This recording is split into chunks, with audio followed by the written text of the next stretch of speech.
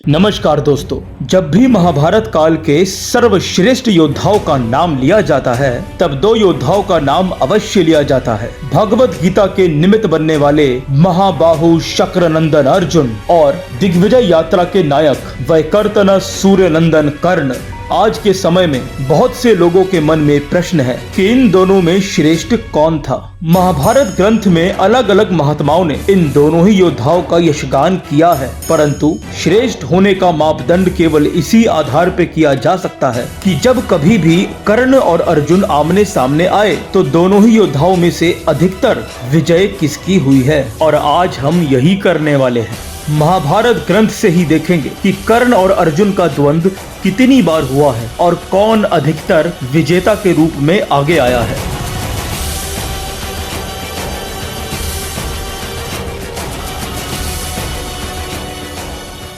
मित्रों, कर्ण और अर्जुन का प्रथम बार हस्तिनापुर की स्पर्धा में आमना सामना होता है। वहां दोनों के मध्य कोई युद्ध तो नहीं होता, परंतु एक स्पर्धा अवश्य होती है जिसमें किसी भी योद्धा को विजेता नहीं माना जाता। तो ये स्पर्धा अनिर्णायक रहती है। दूसरी बार इन दोनों का द्वंद्व द्रौपदी स्वयंवर में होता है और वहां अर्जुन कर्ण को अपने बाणों से चोट देने में सफल हो पाते हैं, परंतु कर्ण उनके ब्राह्मण वेश का मान रखते हुए स्वयं ही द्वंद्व समाप्त कर देते हैं और युद्ध से पीछे हट जाते हैं और इस द्वंद्व को भी अनिर्णायक ही माना जाएगा। इसके बाद कर्ण और अर्जुन का प्रथम बार युद्ध होता है विराट पर्व में, जहां कुरु सेना भीष्म, द्रोण, अश्वत्थामा, दुर्योधन, कर्ण, कृपाचार्य और दुशासन सहित अन्य कई वीरों के साथ मत्स्य नगर पे आक्रमण करती है। और इस युद्ध में अर्जुन और कर्ण दो बार एक दूसरे के सामने आते हैं और प्रथम युद्ध में अर्जुन अपने बाणों की चोट से कर्ण को इतना व्याकुल कर देते हैं कि उन्हें युद्ध से पलायन करना पड़ता है और युद्ध में अर्जुन विजयी रहते हैं। और कर्ण अपना होश संभाल के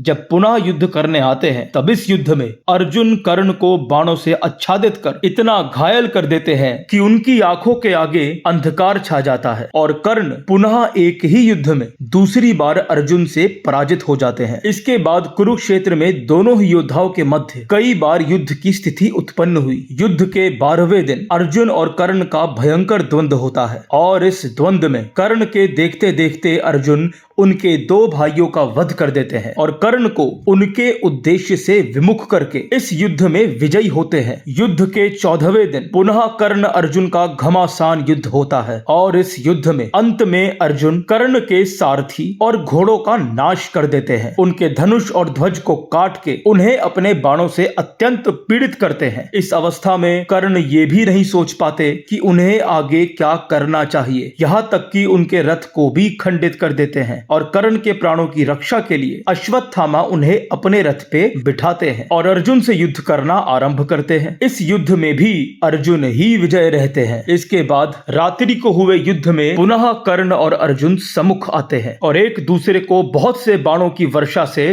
घायल करते हैं और इस युद्ध के अंत में अर्जुन कर्ण के सारथी और घोड़ों को मार उनके धनुष को भंग करके उन्हें बाणों से बींधते हुए भीषण चोट देते हैं और कर्ण अपने प्राणों की रक्षा के लिए कृपाचार्य के रथ पे चढ़ के वहां से पलायन करते हैं। इस युद्ध में भी महानायक अर्जुन ही विजय रहते हैं। इसके बाद कर्ण और अर्जुन का अंतिम युद्ध के 17वें दिन पर होता है। इस युद्ध में अर्जुन और कर्ण समान पराक्रम दिखाते हैं। कई बार प्रयत्न पूर्वक कर्ण अर्जुन से भी अधिक पराक्रम प्रकट कर पाते हैं, यहाँ तक कि उनके द्वारा छोड़े गए दिव्यास्त्रों को भी नष्ट कर देते हैं, जिससे भगवान कृष्ण भी व्याकुल हो अर्जुन को प्रोत्साहित करते हैं और कर्ण की अत्यंत प्रशंसा भी करते हैं। युद्ध में एक अवसर ऐसा भी आता है जब अर्जुन भयंकर बाण वर्षा से कर्ण को मूर्छित कर देते हैं और कर्ण के हाथों से धनुष छूटने लगता है और इस अवसर पर भी कृष्ण के संकेत से प्रेरित हो अर्जुन बाण वर्षा बंद नहीं करते। पुनः होश संभाल के कर्ण युद्ध करना आरंभ करते हैं। जब बहुत प्रयत्न करने के बाद भी वो अर्जुन से अधिक पराक्रम नहीं दिखा पाते तब वो अश्वसेन नाग को बाण पे बिठा के अर्जुन पे छोड़ देते हैं, जिसके प्रभाव से कृष्ण रथ को झुका के अर्जुन की रक्षा करते हैं और बाद में अर्जुन अश्वसेन का नाश कर देते हैं। थोड़ी ही देर में अर्जुन कर्ण को बहुत बुरी तरह घायल करना आरंभ कर देते हैं और इसी बीच कर्ण के रथ का पहिया भूमि में धंस जाता है और जब कर्ण उस पहिए को निकालने का प्रयास करते हैं, तब कृष्ण के कहने पर अर्जुन युद्ध करना बंद नहीं करते। तब कर्ण उन्हें कहते हैं कि तुम क्षत्रिय कुल के भूषण हो, 2 घड़ी के लिए रुक जाओ ताकि मैं रथ का पहिया निकाल सकूं। यदि रथहीन अवस्था में मुझ पर प्रहार करोगे तो ये अधर्म होगा। और इतना सुनते ही भगवान कृष्ण भयंकर शब्द करते हैं और कहते हैं, सौभाग्य की बात है जो आज तुम्हें धर्म याद आ रहा है। जब एक वस्त्र धारण किए हुए द्रौपदी को सभा में लाया गया तब ये विचार नहीं आया। जुए के खेल के ज्ञान से वंचित युधिष्ठिर को जब शकुनी ने छल पूर्वक हराया तब ये विचार कहा गया था। जब 13 वर्षों के वनवास के बाद भी पांडवों को उनका राज्य ना दिया गया तब तुम्हें ये विचार नहीं आया। जब तुम्हारी ही सलाह से दुर्योधन ने भीम के अन्न में विष मिलाया और उसको सांपों से डसवाया तब ये विचार कहा था। लाक्ष भवन में सोते हुए कुंती कुमारों को जब जीवित ही जलाने का प्रयास किया गया तब तुम्हें धर्म का ख्याल नहीं आया। जब तुमने असहाय द्रौपदी का उपहास किया ये विचार क्यों नहीं आया। जब निरपराध द्रौपदी को तुम पांडवों के जीवित रहते हुए दूसरे पति का वरण करने के लिए कह रहे थे और उसको निकट से आंखें फाड़ कर देख रहे थे तब तुम्हारा धर्म कहा गया था। जब रथहीन बालक अभिमन्यु को चारों ओर से घेर कर मार डाला गया तब तुम्हारा ये विचार कहा था। इसके बाद कर्ण लज्जित होके कुछ नहीं बोल पाए और धनुष उठा के अर्जुन पे ब्रह्मास्त्र छोड़ा, जिसे अर्जुन ने अपने ब्रह्मास्त्र से शांत किया और अंततः अंजलि का अस्त्र के प्रयोग से कर्ण का सर धड़ से अलग कर दिया और उनका वध किया। मित्रों, इस प्रकार कर्ण अपने समस्त जीवन में कभी भी अर्जुन पे विजय प्राप्त नहीं कर पाए थे। और मित्रों, यदि कर्ण अर्जुन से पराजित रहे तो इसका अर्थ ये कदापि नहीं है कि वो कोई वीर योद्धा नहीं थे, क्योंकि वीरत्व का प्रमाण